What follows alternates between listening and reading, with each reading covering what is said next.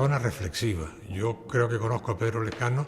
sobre el año 67, 68, en ambientes dialécticos, ambientes intelectuales y sobre todo ajedrecísticos, donde realmente Pedro era también una figura, era un hombre ecléctico, era un hombre muy considerado, muy inteligente, respetado en el teatro, respetado en el ajedrez, respetado en la pesca submarina, reconocido en la política. Era un hombre ecléctico, era el vértice de muchas opciones ideológicas que existían en Canarias en ese momento.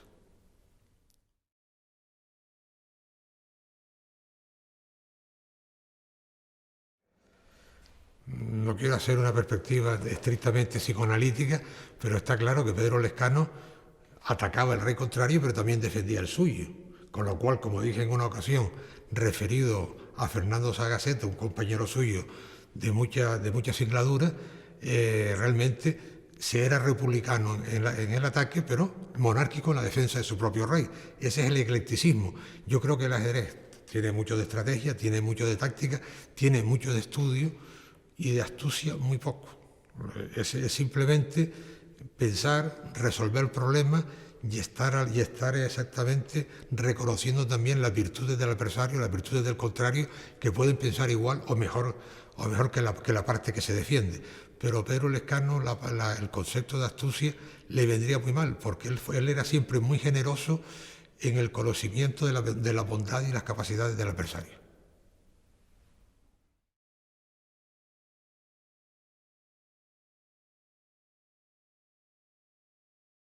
¿Sí? Pero tenía un talento extraordinario que ponía a trabajar a los demás si hacía falta. Ya digo que lo conocí sobre el año 67 del siglo pasado. En aquel momento se iniciaba el boom del ajedrez gran canario, del ajedrez canario, en un equipo dirigido por Juan Marrero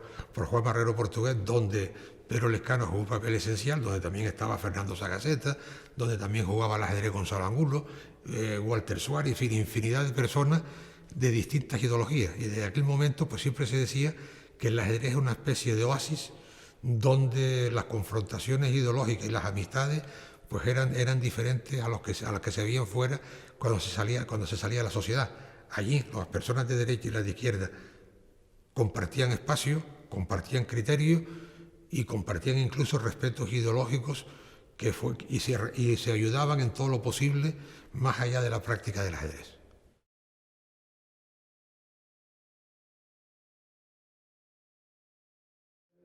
Bueno, realmente Pedro en los finales de los años 70, pues lógicamente apoyó la posición de Pueblo Canario Unido, Unión del Pueblo Canario, apoyó incluso la candidatura de Fernando Sagaceta al Congreso de los Diputados en el año 79, incluso la de Manuel Bermejo al Ayuntamiento de Las Palmas, y en ese devenir Pedro incluso desde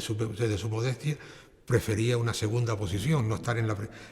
la primera línea de fuego de combate, hasta que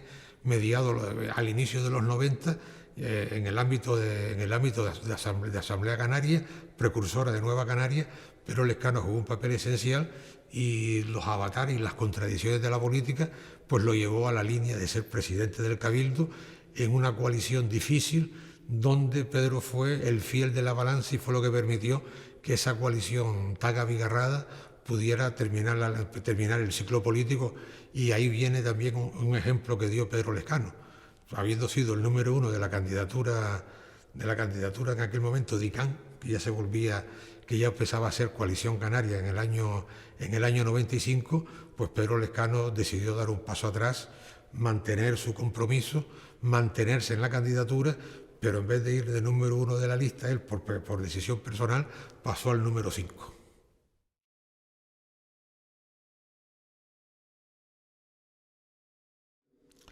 Pedro Lescano fue un presidente del Cabildo incomparable con otros presidentes, porque desde el primer momento eligió no tener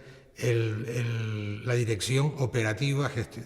de la gestión del Cabildo. Pedro Lescano fue un faro de construcción de ideas, y después los vicepresidentes pues tenían la obligación de ejecutar la línea, pero los escritos del Cabildo en aquella época, toda la posición ideológica y de ideas intelectuales que emanaban del Cabildo, pues eran hechas directamente por Pedro Lescano sin encargos a terceros. Y en ese sentido, pues un presidente atípico donde no hay precedentes a priori ni a posteriori tampoco.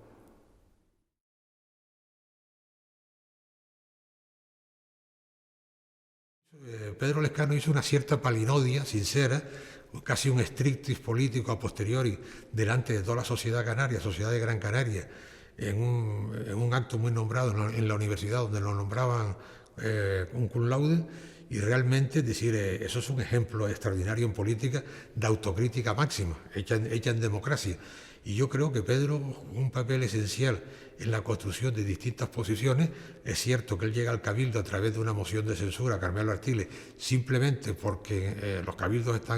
están organizados de tal manera que la lista más votada es la que asume la presidencia, pero la lista más votada a veces pues no tiene la mayoría en el pleno del Cabildo. Y Pedro Lescano sí concitaba la mayoría alternativa a Carmelo Artiles y eran situaciones difíciles. Yo personalmente tenía una magnífica relación también con Carmelo Artiles, pero la posición de Pedro Lescano ahí era de obediencia a la posición estratégica de su partido, y al mismo tiempo, después de conseguir la presidencia, él permanentemente tuvo un respeto intensísimo por la labor del anterior presidente, de Carmelo Artiles Bolaño, y permanentemente trató de consensuar la línea política del Cabildo con Carmelo Artiles, y tenían un respeto y una admiración mutua extraordinaria en ambos casos. Ese es un momento y un oasis en el Cabildo de Gran Canaria.